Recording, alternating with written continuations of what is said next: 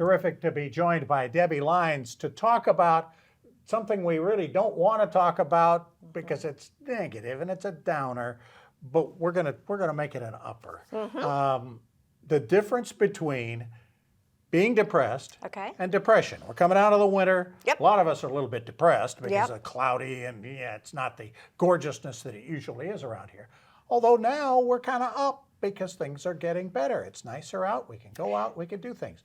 That's just being depressed. Depression's a whole different deal. That's exactly right, and I appreciate you kind of pointing that out. I think the way that you opened it, it really isn't a downer.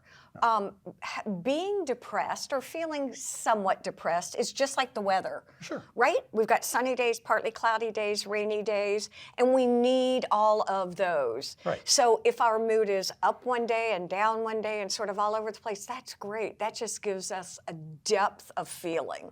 Depression, on the other hand, is a biological, neurobiological problem. It is, whether it's a power surge or a short circuit, but it's something within the brain.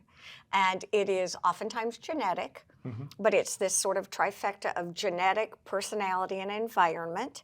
It can be as simple as situation, I've lost my pet, I've lost a friend, something like that can cause a depression.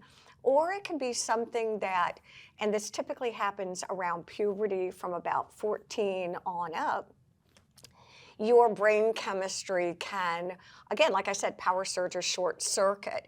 When that happens, here's where it's not a downer. We can get help. There you go. Don't be afraid to ask for help. In today's world, 20 years ago is a different scenario. Today, there is no reason for someone to suffer with true depression. There are 1,000,001 treatments out there, and they don't all have to be medical, I am all about medicine when it helps, but there are also many lifestyle changes. How are you sleeping? What's your diet? Are you moving? What's your purpose? Do you have core values? All of those things can influence your mood or depression. And then not being afraid to challenge those feelings. When your brain says, I cannot get out of bed, I just can't get out of bed. That's your depression talking. It's oftentimes nice to have someone to say, I get that you can't get out of bed, but let's just, for 1 minute, sit up.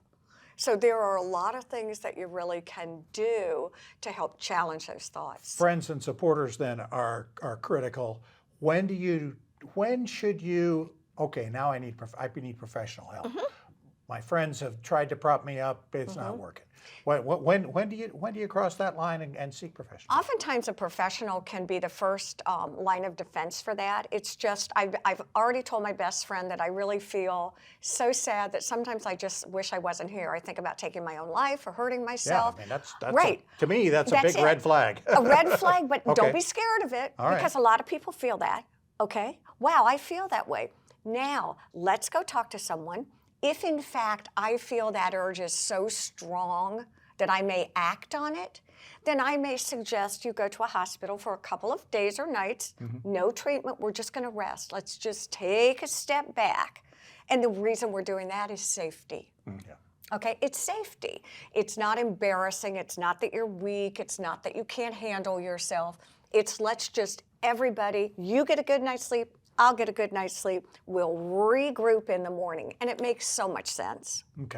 Final words, thoughts on this? I think, lots of final words. Well, all I can say is that depression is not a big emotion. Depression is real.